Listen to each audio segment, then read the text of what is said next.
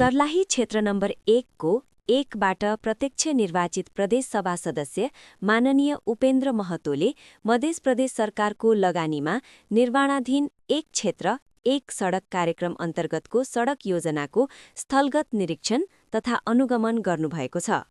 मध्य प्रदेश सरकारले प्रदेश सभा सदस्य उपेन्द्र महतोको सिफारिसमा 1 क्षेत्र 1 सडक कार्यक्रम अन्तर्गत चन्द्रनगर गाउँपालिकाको नथुटोल, बरकुरवा र कलावती बजार हुँदै ईश्वरपुर नगरपालिकाको 3 घरिया तथा भक्तिपुर जोड्ने सडक, कालोपत्रे तथा नाला निर्माण योजनालाई आर्थिक वर्ष 2082-83 को वार्षिक विकास कार्यक्रममा समावेश गरेको हो। उक्त सडक तथा नाला निर्माणको काम राजदेवी भक्त कन्स्ट्रक्सन प्रालीले 11,81,59,277 रुपैयाँको लागतमा गरिरहेको छ। योजनाको निर्माण अवधि 18 महिना तोकिएको छ। चन्द्रनगर गाउँपालिका 3 का पूर्व वडाध्यक्ष सीताराम महतोले यो सडक निर्माणको माग स्थानीयवासीले लामो समयदेखि गर्दै आएको बताउनुभयो।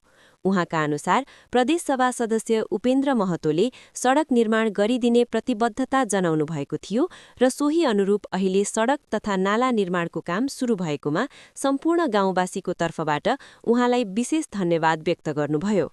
यसैबीच स्थानीयवासी पच्चु पण्डितले सडकसँगै नाला निर्माण भइरहेकाले घरबाट निस्किने पानी तथा वर्षायाममा आउने पानीको उचित निकास हुने बताउनुभयो। यसले बस्तीमा पानी जम्ने समस्या समाधान हुने उहाँको विश्वास छ। त्यस्तै समाजसेवी राजेश यादवले सडक कालोपत्रे भएपछि स्थानीयवासीलाई आवत जावत गर्न सहज हुने मात्र नभई वर्षायामको हिलो र हिउँदको धुलोबाट पनि छुटकारा मिल्ने बताउनुभयो।